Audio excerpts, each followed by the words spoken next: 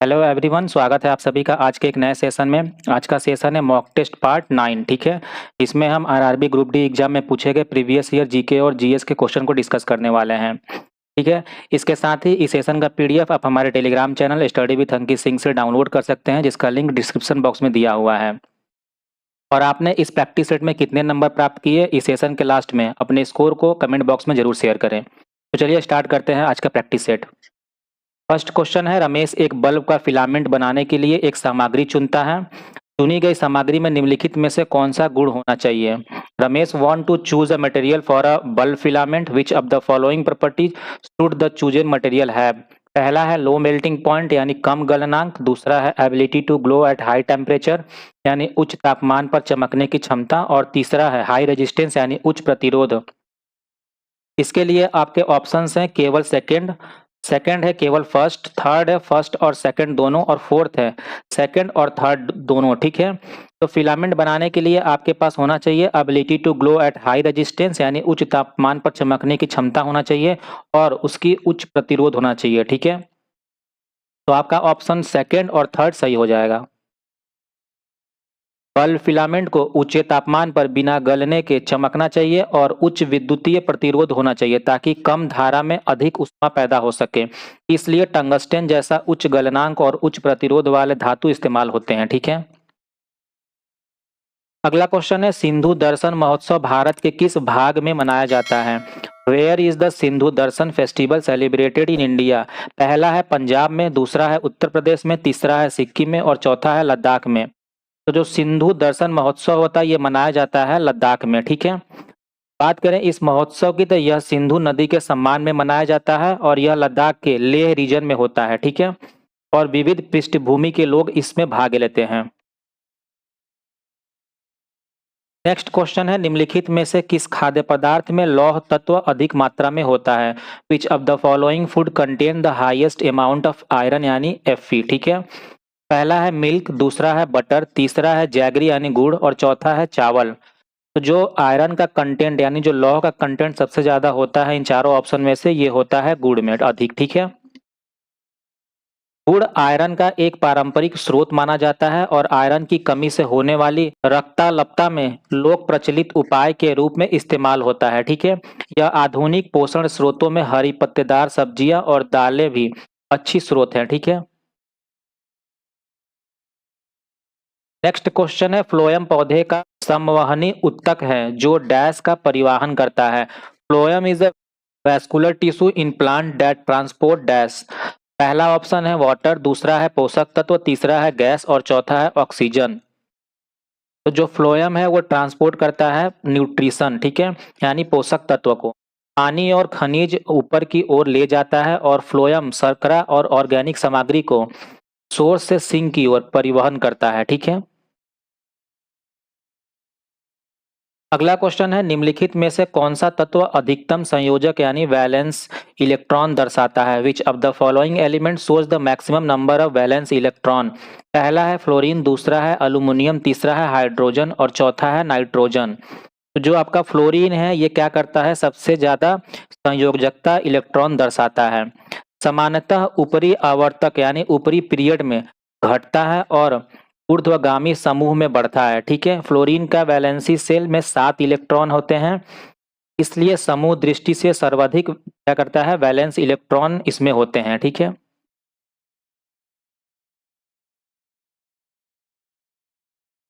Next है, एक सीधे धारावाहिक चालक के कारण चुंबकीय क्षेत्र की दिशा का निर्धारण निम्नलिखित का उपयोग करके किया जा सकता है। To determine the direction of the magnetic field around a straight current carrying conductor we can use.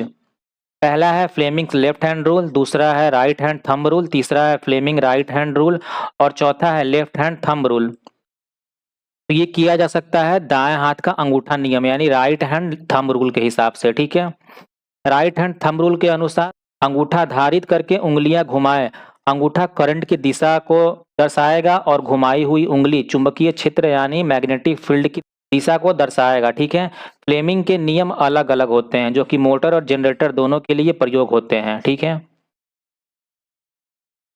अगला क्वेश्चन है, हम डैश से पर्यावरण अनुकूल कैरी बैग तैयार कर सकते हैं? We prepare environmental friendly carry bag from dash. पहला है ग्लास, दूसरा है रबर, तीसरा है पेपर और चौथा है प्लास्टिक। तो ये बनाया जा सकता है कागज का यूज करके, ठीक है। पेपर बैग बायोडिग्रेडेबल होते हैं और प्लास्टिक बैग की तुलना में पर्यावरण पर कम प्रभाव डालते हैं। हालांकि पेपर का उत्पादन भी संसाधन गहन है, इसलिए रीयूज और कंपोजिटेबल विकल्प सबसे बेहतर होते हैं। नेक्स्ट क्वेश्चन है, हर साल पराक्रम दिवस किस भारतीय राष्ट्रवादी की जयंती पर मनाया जाता है? पराक्रम दिवस यानी valour day is observed on the birth anniversary of which Indian nationalist? पहला ऑप्शन है लाला लाजपत राय, दूसरा है नेताजी सुभाष चंद्र बोस, तीसरा है भगत सिंह और चौथा है रानी लक्ष्मीबाई। तो ये मनाया जाता है हर साल नेताजी सुभाष चंद्र बोस के बर्थ एनिवर्सरी के उपलक्ष्य में। भारत सरकार ने 23 जनवरी को पराक्रम दिवस के रूप में मनाने की घोषणा की थी। अगला क्वेश्चन है, तत्वों का उनके संयोजकता सेल इलेक्ट्रॉन के अनुसार सही क्रम क्या है? What is the correct order of elements according to their valence shell electron? पहला है सबसे बड़ा क्या है आपका नियोन, उसके बाद नाइट्रोजन, तब फ्लोरीन, तब बेरिलियम। सेकंड है फ्लोरीन ऑक्सीजन कार्बन तब लिथियम। थर्ड है लिथियम ऑक्सीजन कार्बन तब फ्लोरीन। और फोर्थ है बोरॉन कार्बन ऑक्सीजन तब फ्लोरीन।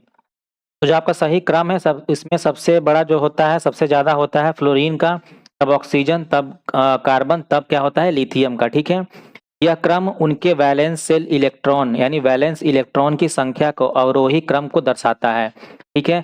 जिसमें जो फ्लोरीन होता है वो कितना होता है 7 इलेक्ट्रॉन, ऑक्सीजन के पास 6 और कार्बन के पास 4 आउटर मोस्ट सेल में और लिथियम के पास 1 इलेक्ट्रॉन होता है आउटर सेल में, ठीक है। अगला क्वेश्चन है, कुछ खाद्य पदार्थों को तेजी से पकाने के लिए हम डैश का उपयोग कर सकते हैं। To make some food item cook faster we can use dash. पहला है सोडियम क्लोराइड, दूसरा है बेकिंग पाउडर, तीसरा है ब्लीचिंग पाउडर और चौथा है अमोनियम क्लोराइड। तो हम यूज कर सकते हैं बेकिंग पाउडर का, ठीक है। बेकिंग पाउडर का रासायनिक नाम क्या है? सोडियम बाइकार्बोनेट, ठीक है। आटे को फुलाने का ये कार्य करता है और कुछ त्वरित रेसिपीज में खाने की बनावट और समय पर असर डालता है, ठीक है। अगला क्वेश्चन है, अपरदन के माध्यम से पृथ्वी की सतह की राहत विविधताओं में नष्ट होने की घटना का नाम क्या है? What is the name of the process by which erosion reduces the relief variation of earth surface? पहला है अंकुरण यानी इंक्यूबेशन, दूसरा है जमाना यानी डिपोजिशन, तीसरा है विस्फोट यानी एक्सप्लोजन और चौथा है पदक्रम यानी ग्रेडेशन। तो ये है ग्रेडेशन, ठीक है। ग्रेडेशन कैसे होता है? इरोजन और डिपोजिशन दोनों प्रोसेस को मिलाकर। अगला क्वेश्चन है, मेंडल से पहले कई वैज्ञानिकों ने मटर और अन्य जीवों में लक्षणों की वसांगति का अध्ययन किया था, लेकिन मेंडल वसांगति के नियम देने में सफल रहे। मेंडल की सफलता का गलत कारण चुनिए। Before Mendel many scientist studies heredity in peas and other organisms but Mendel succeeded in formulating laws. Select the incorrect reason for his success. पहला है उन्होंने छोटे आकार के नमूने के साथ कार्य किया, he worked with a small sample size. दूसरा है उन्होंने प्रत्येक पीढ़ी में एक विशेष विशेषता वाले व्यक्तियों की गणना रखी, he counted individuals of specific trait in each generation. और थर्ड है उन्होंने एक समय में एक ही लक्षण की वसांगति का अध्ययन किया, he studied one trait at a time. Fourth है उन्होंने विज्ञान और गणित के ज्ञान को मिश्रित किया, ही explained science and mathematics together. इस 4 ऑप्शन में से जो इनकरेक्ट है वो है फर्स्ट ऑप्शन, ठीक है। उन्होंने छोटे आकार के नमूनों के साथ कार्य किया, ये गलत है, ठीक है। मेंडल के सक्सेस के पीछे का मुख्य कारण क्या था कि उन्होंने लार्ज सैंपल साइज के साथ क्या किया था, काम किया था और मैथमेटिकल अप्रोच लगाया था एंड कंट्रोल्ड ब्रीडिंग एक्सपेरिमेंट। अगला क्वेश्चन है, एक प्रकाश किरण AB एक उत्तल दर्पण पर आपतित होते हैं जैसे कि चित्र में दिखाया गया है, परावर्तन कोण क्या होगा? A light ray AB is incident on a convex mirror as shown in the figure. What will be the angle of reflection? ठीक है, लाइट रे कौन सा है? A और B, ये है, ठीक है। तो ये क्या है, इसमें जो आपका एंगल ऑफ रिफ्लेक्शन होगा वो होगा 0 डिग्री। ऐसा क्यों होगा? क्योंकि लॉ ऑफ रिफ्लेक्शन के हिसाब से जो होता है एंगल आई ये होता है एंगल आर के बराबर। तो इसमें क्या है, जो ये लाइट रे इंसिडेंट हो रहा है, ठीक है, सेंटर ऑफ कर्वेचर पर कन्वेक्स जो हमारा मिरर है उस पे, इसमें क्या होगा कि ये लाइट रे रिफ्लेक्ट होने के बाद सीधी वापस लौट जाएगी इसी से। तो इसलिए क्या होगा कि इसमें जो हमारा ये कोण जनरेट होगा ये होगा 0 डिग्री का।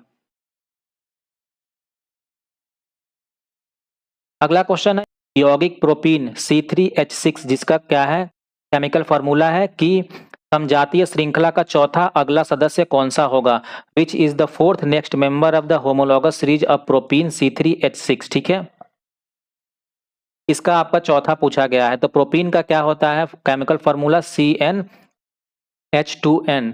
तो इसके आगे का चौथा यानी कि सातवां आपका हो जाएगा C7 और H14। ठीक है, यानी ऑप्शन सेकंड आपका सही हो जाएगा। अगला क्वेश्चन है निम्नलिखित में से किस जीव पर स्लेंडेन स्वान का कोशिका सिद्धांत लागू नहीं होता है, in which of the following does the cell theory of Schleiden and Schwann not apply.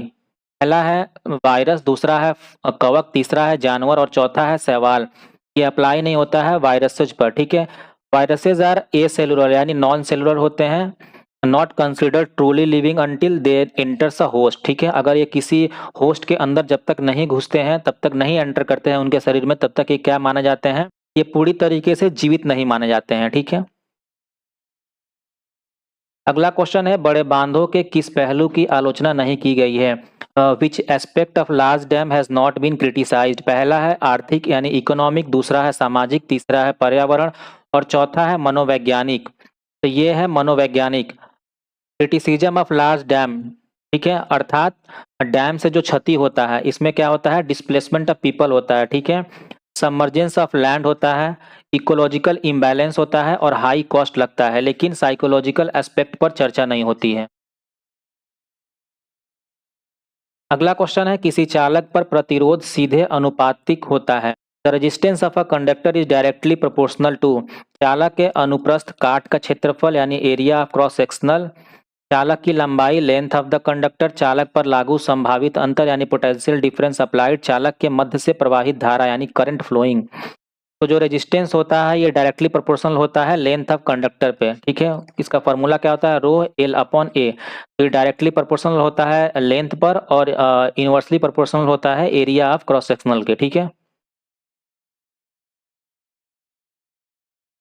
अगला क्वेश्चन है निम्नलिखित में से कौन सा उपकरण विद्युत धारा के तापीय प्रभाव पर आधारित है, विच of the following device work on the heating effect of electric current. पहला है इनकैंडेसेंट लैम्प, दूसरा है इलेक्ट्रिक गीजर, तीसरा है इलेक्ट्रिक जनरेटर। आपके ऑप्शंस है केवल फर्स्ट, सेकंड ऑप्शन है फर्स्ट और सेकंड दोनों, और थर्ड है केवल सेकंड, और फोर्थ है सेकंड और थर्ड दोनों। ठीक है, आपका सही जवाब हो जाएगा फर्स्ट और सेकंड दोनों। ठीक है, जो इलेक्ट्रिक हीटर और गीजर बल्ब होता है ये क्या करता है हीटिंग इफेक्ट पर वर्क करता है, यानी generator work on the electromagnetic induction. अगला क्वेश्चन है भारतीय संविधान में मौलिक कर्तव्य को किस समिति की सिफारिश से जोड़ा गया था। Fundamental duties were added to the Indian constitution on the recommendation of which committee. पहला है संघ संविधान समिति यानी यूनियन कॉन्स्टिट्यूशन कमेटी, दूसरा है प्रोविंशियल कॉन्स्टिट्यूशन कमेटी, तीसरा है यूनियन पावर कमेटी और चौथा है स्वर्ण सिंह कमेटी। तो ये स्वर्ण सिंह कमेटी के सिफारिश के तहत इसको जोड़ा गया था। ठीक है, और ये जोड़ा गया था 42वें संविधान संशोधन 1976 में, और फंडामेंटल ड्यूटीज भाग 4A और आर्टिकल 51A में जोड़ा गया है। अगला क्वेश्चन है भारतीय संविधान के किस भाग में पंचायती राज का वर्णन किया गया है। In which part of the Indian constitution is panchayati raj described. पहला है भाग 8, दूसरा है भाग 9, तीसरा है भाग 7 और चौथा है भाग 6। तो पंचायती राज से जो हमारा भाग संबंधित है वो है भाग नंबर 9। भाग 9 में जो आर्टिकल आते हैं वो 243 से लेके 243 तक आता है। ठीक है, और ये 73वें संविधान संशोधन जो कि 1992 में किया गया था इसके तहत इसको जोड़ा गया था। अगला क्वेश्चन है double circulation is not seen in dash. दोहरा परिसंचरण को डैश में नहीं देखा जा सकता है। पहला है मेंढक, दूसरा है गरुड़ यानी ईगल, तीसरा है मछली और चौथा है सांप। तो ये नहीं देखा जाता है फिश में, क्योंकि फिश क्या है एक एक्वेटिक एनिमल है। ठीक है, दोहरा परिसंचरण हृदय से रक्त का 2 बार गुजरना कहलाता है। यह केवल स्तनधारियों और पक्षियों में पाया जाता है। मछली में केवल एकल परिसंचरण पाया जाता है। ठीक है, अगला क्वेश्चन है consider the statement below and identify the correct answer. नीचे दिए गए कथनों पर विचार करें और सही उत्तर की पहचान करें। पहला स्टेटमेंट है on heating copper powder its surface gets coated with black copper oxide, ठीक है। कथन पहला है कि गर्म करने पर कॉपर के पाउडर की सतह ब्लैक कॉपर ऑक्साइड से लेपित हो जाती है। स्टेटमेंट सेकंड है if hydrogen gas is passed over the heated substance the black coating turn brown, यदि हाइड्रोजन गैस को इस गर्म पदार्थ के ऊपर से प्रवाहित किया जाए तो सतह पर मौजूद काली परत भूरे रंग में बदल जाती है। आपके ऑप्शन से दोनों ही कथन सत्य हैं। सेकंड ऑप्शन है कथन एक सत्य है, कथन दो असत्य है। थर्ड ऑप्शन है कथन एक असत्य है और कथन दो सत्य है। और फोर्थ ऑप्शन है दोनों कथन सत्य है। तो इसके हिसाब से क्या है, दोनों ही कथने सत्य हैं, ठीक है। गर्म करने पर कॉपर की सतह काला मतलब कि ब्लैक ऑक्साइड बन जाता है और हाइड्रोजन प्रवाहित करने पर यह भूरे रंग का कॉपर बन जाता है। यह रिडॉक्स अभिक्रिया का उदाहरण है, ठीक है। अगला क्वेश्चन है विच of the following is true for a DC motor, निम्नलिखित में से कौन सा कथन डीसी मोटर के लिए सत्य है। पहला है split rings reverse the direction of current, विभाजित वलयों का कार्य धारा की दिशा को उलटना है। दूसरा है maximum force is experienced when coil sides are parallel to the magnetic field, कुंडली की भुजाएं चुंबकीय क्षेत्र के समानांतर होने पर अधिकतम बल अनुभव करती हैं। और तीसरा है after every half rotation current is reverse to ensure continuous rotation, प्रत्येक आधे घूर्णन के बाद धारा को उलटने से निरंतर घूर्णन होते हैं, ठीक है। आपके ऑप्शन से पहला और दूसरा दोनों, सेकंड ऑप्शन है सिर्फ पहला, थर्ड ऑप्शन है पहला और तीसरा दोनों, और ऑप्शन फोर्थ है सिर्फ दूसरा। आपका सही जवाब हो जाएगा पहला और तीसरा दोनों, ठीक है। डीसी मोटर में स्प्लिटिंग रिंग जिसको कम्यूटर कहा जाता है, इसकी धारा की दिशा बदलता है और प्रत्येक आधे चक्कर के बाद धारा बदलने से कुंडली घूमती रहती है, ठीक है। डीसी मोटर विद्युत ऊर्जा को यांत्रिक ऊर्जा में बदलता है। अगला क्वेश्चन है अ convex lens of +5d is placed with a contact with a concave lens of -3d, the focal length of the combination is, ठीक है। पहले हम टोटल पावर निकाल लेंगे +5d को और दोनों को जोड़ के, ठीक है। तो ये हमारा बन जाएगा 2d। अब जैसा कि आपको पता है कि जो पावर की फॉर्मूला होता है वो होता है 1/f, तो यहाँ से हमको फोकल दूरी निकालना है तो 1/p हो जाएगा। इसको जब p की वैल्यू 2d पुट करेंगे तो ये हमारा बन जाएगा 0.5 मीटर, ठीक है। और आपका जो ऑप्शंस दिए गए हैं ये सेंटीमीटर में दिए गए हैं, तो आपका आंसर हो जाएगा +50 सेंटीमीटर। ऑप्शन नंबर थर्ड बिल्कुल सही है। और प्लस साइन क्या दर्शाता है कि यह एक संधारक लेंस है, ठीक है। अगला क्वेश्चन है a spherical mirror has a radius of curvature -20 centimetre, it's focal length is dash, किसी गोलाकार दर्पण की वक्रता त्रिज्या -20 सेंटीमीटर है, दर्पण की फोकस दूरी ज्ञात कीजिए। तो फोकस दूरी क्या होता है, ये होता है r/2, ठीक है, जो कि आपका हो जाएगा -10 सेंटीमीटर, ठीक है। ऑप्शन नंबर फर्स्ट आपका बिल्कुल सही है। अगला क्वेश्चन है which Himalaya has anti microbial properties and helps in healing wounds, ठीक है। हिमालय का कौन सा फूल रोगाणु रोधक गुणों वाला है और चोटों को ठीक करने में मदद करता है। पहला है ब्रह्मकमल, दूसरा है पार्थेनियम, तीसरा है नशा यानी कि कैनाबिस और चौथा है रिनिकस। तो ये है आपका ब्रह्मकमल, ठीक है। ब्रह्मकमल उत्तराखंड राज्य का राज्य पुष्प है और इसमें एंटीसेप्टिक गुण होते हैं। ये केवल हिमालयी क्षेत्र में पाया जाने वाला दुर्लभ फूल है। नेक्स्ट क्वेश्चन है which scheme was launched by DBT to reward Hindi writers on biotechnology, जैव प्रौद्योगिकी विभाग ने हिंदी में जैव प्रौद्योगिकी पर लिखने वाले लेखकों को पुरस्कृत करने के लिए कौन सा योजना शुरू किया है। पहला है doctor Jagdish Chandra Bose Hindi writing award, दूसरा है doctor Hargobind Khorana Hindi writing award, तीसरा है doctor Aryabhatta Hindi writing award और चौथा है doctor Raman Bose Hindi writing award. तो ये घोषित किया गया है doctor Jagdish Chandra Bose Hindi writing award, ठीक है। इस योजना का उद्देश्य हिंदी में विज्ञान विषयक साहित्य को बढ़ावा देना है। जगदीश चंद्र बोस को रेडियो विज्ञान और वनस्पति विज्ञान में योगदान के लिए जाना जाता है। अगला क्वेश्चन है Saint Thomas cathedral basilica is located in which state, Saint Thomas cathedral basilica church किस राज्य में स्थित है। पहला है तमिलनाडु, दूसरा है गोवा, तीसरा है महाराष्ट्र और चौथा है केरल। तो ये स्थित है तमिलनाडु राज्य में, ठीक है। यह चर्च चेन्नई में स्थित है। इसे 16वीं शताब्दी में पुर्तगालियों ने बनवाया था। यहाँ सेंट थॉमस की कब्र स्थित है, ठीक है। अगला क्वेश्चन है the following reaction is example of, निम्नलिखित अभिक्रिया किसका उदाहरण है? MgOH का होल ट्वाइस प्लस 2HCl जो कि बनाता है MgCl2 प्लस 2H2O, ठीक है। तो ये आपका ऑप्शन इसके लिए दिया गया है न्यूट्रलाइजेशन यानी उदासीनकरण अभिक्रिया, दूसरा है डिकम्पोजिशन यानी अपघटन प्रतिक्रिया, और चौथा है कॉम्बिनेशन यानी संयोजन प्रतिक्रिया, और चौथा है प्रिसिपिटेशन यानी अवक्षेपण प्रतिक्रिया। तो ये एग्जाम्पल है किसका? न्यूट्रलाइजेशन रिएक्शन का। क्यों? क्योंकि न्यूट्रलाइजेशन रिएक्शन में क्या होता है, जब हम लोग किसी एसिड और बेस का जब रिएक्शन कराते हैं तो इसमें हमको प्राप्त होता है सॉल्ट प्लस वाटर। तो कि आप देख सकते हैं कि MgCl2 सॉल्ट प्राप्त हुआ है और इससे पानी उत्पन्न हुआ है, ठीक है। तो ये हो जाएगा न्यूट्रलाइजेशन रिएक्शन। अगला क्वेश्चन है geomorphology is the study of which branch of physical geography, भू आकृति विज्ञान भौतिक भूगोल की किस शाखा का अध्ययन करता है? पहला है स्टडी ऑफ वाटर यानी जल का अध्ययन, दूसरा है स्टडी ऑफ सॉइल यानी मिट्टी का अध्ययन, तीसरा है स्टडी ऑफ लैंड फॉर्म्स यानी भू आकृतियों का अध्ययन, और चौथा है स्टडी ऑफ एटमॉस्फेयर यानी वायुमंडल का अध्ययन। तो जो जियोमॉर्फोलॉजी यानी कि भू आकृति विज्ञान है, ये स्टडी करता है भू आकृतियों का, ठीक है। भू आकृति विज्ञान संबंधित होता है पृथ्वी की सतह की आकृतियों का अध्ययन। इसमें पहाड़, पठार, घाटियां, नदियां, मरुस्थल आदि शामिल होते हैं, ठीक है। यह भौतिक भूगोल की मुख्य शाखा है।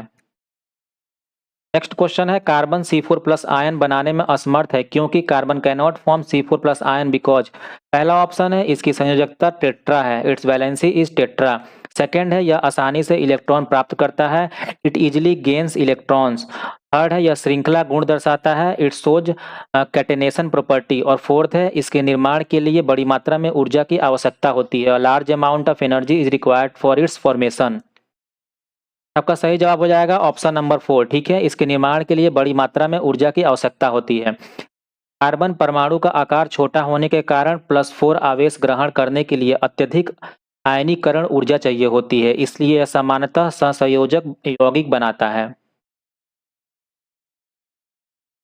अगला क्वेश्चन है प्रिज्म में प्रकाश का विचलन कोण, angle of deviation of light through prism is the angle between. पहला है अपतित किरण और आपतन बिंदु पर अभिलंब, incident ray and normal at point of incidence. दूसरा है अपरिवर्तित किरण और निर्गत किरण, reflected ray and emergent ray. तीसरा है अपतित किरण और अपरिवर्तित किरण, incident ray and refracted ray. और चौथा है आपतित और निर्गत किरण यानी इंसिडेंट रे एंड इमर्जेंट रे। जो एंगल बनता है प्रिज्म में वो बनता है अपतित किरण और निर्गत किरण के बीच में, ठीक है। प्रिज्म द्वारा विचलन का कारण प्रकाश का 2 बार अपवर्तन होना, प्रवेश पर और निर्गमन पर, ठीक है। अगला क्वेश्चन है पादप कोशिका की गति को सुगम बनाने के लिए किसकी मात्रा बदलती है? In plant cell movement is facilitated by the change in the amount of dash. पहला है जल, दूसरा है प्रोटीन, तीसरा है हार्मोन, और चौथा है विद्युत रासायनिक आवेग। ये होता है जल के बदलने पर, ठीक है। अगला क्वेश्चन है भारत में विदेशी कंपनियों की निवेश हेतु आकर्षित करने के लिए सरकार द्वारा कौन सा कदम नहीं उठाया गया? Which step has not been taken by the Indian government to attract foreign companies for investment? ACJ में 5 साल तक का छूट, सेकंड है कराधान प्रणाली नाम्यापन, और थर्ड है श्रम कानूनों में नाम्यापन, और फोर्थ है विशेष आर्थिक क्षेत्र स्थापित करना। तो ये है काराधन प्रणाली में नाम्यापन यानी लिबरलाइजेशन इन टैक्सेशन सिस्टम। भारत में विदेशी निवेश के लिए ACJ श्रम कानूनों में ढील और प्रोत्साहन दिए गए हैं, परंतु कर प्रणाली में सीधे नाम्यापन नहीं किया गया है। अगला क्वेश्चन है कांच प्रिज्म से गुजरते समय सबसे अधिक विचलन वाला प्रकाश का घटक। The component of white light most deviated by prism is. पहला है हरा, दूसरा है बैंगनी, तीसरा है नीला, और चौथा है लाल। ये होता है बैंगनी। बैंगनी का सबसे ज्यादा डेविएशन होता है। बैंगनी रंग की तरंग दैर्घ्य सबसे कम होती है और अपवर्तनांक सबसे अधिक होता है, ठीक है, इसलिए इसका विचलन अधिक होता है। अगला क्वेश्चन है वृषण यानी टेस्टिस अंडकोश में क्यों पाए जाते हैं? Why are testis present in scrotum outside abdominal cavity in males. पहला है हार्मोन स्राव के लिए यानी फॉर हार्मोन सिक्रेशन, दूसरा है शुक्राणु निर्माण हेतु तापमान 2 से 3 डिग्री सेल्सियस कम बनाए रखने हेतु, और तीसरा है पर्याप्त रक्त आपूर्ति हेतु, और चौथा है कम दबाव बनाए रखने हेतु। तो ये उसके अंदर इसलिए होता है ताकि शुक्राणु निर्माण हेतु तापमान 2 से 3 डिग्री सेल्सियस कम रखा जा सके, ठीक है।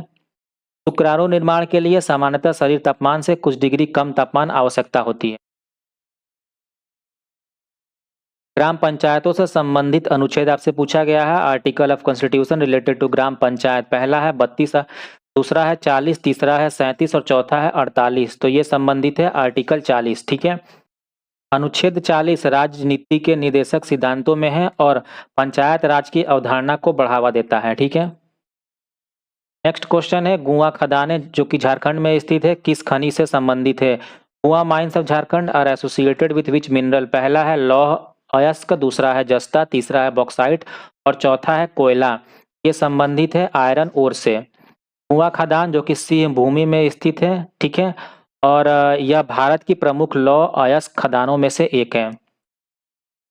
अगला क्वेश्चन है डोबेराइनर का त्रिक नहीं है, which is not a Dobereiner triad, पहला है लिथियम, सोडियम, पोटेशियम, दूसरा है CaSrBa, तीसरा है NpSb और चौथा है ClBrI।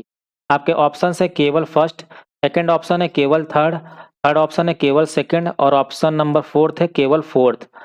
ऑप्शन नंबर थर्ड जो है ये क्या है, ये जो डोबेराइनर का ट्रायड था उनमें से ये एक नहीं था, ठीक है। डोबेराइनर ने तत्वों को 3-3 समूहों में बांटा था, इनके गुणधर्म समान थे, ठीक है। में NpSb इसका हिस्सा नहीं था। अगला है ईसाई धर्म का पवित्र ग्रंथ, the Holi scripture of Christianity is, पहला है बाइबल, दूसरा नोइंग गुड जीसस और तीसरा है भजन संहिता की पुस्तक और चौथा है ईसाई सिद्धांत। जो ईसाई धर्म की पवित्र ग्रंथ है ये है बाइबल, ठीक है। तो ये था आज का हमारा 40 क्वेश्चन का प्रैक्टिस सेट, ठीक है। और आपने इस प्रैक्टिस सेट में कितने नंबर प्राप्त किए अपने स्कोर को कमेंट बॉक्स में जरूर शेयर करें। और इसके साथ ही अगर आप इस चैनल पर नए हैं तो प्लीज़ इस चैनल को सब्सक्राइब कर लें और वीडियो को भी लाइक कर दें। चलिए कल मिलते हैं एक नए सेशन में कुछ नए प्रैक्टिस सेट के साथ, तब तक के लिए टेक केयर, बाय बाय।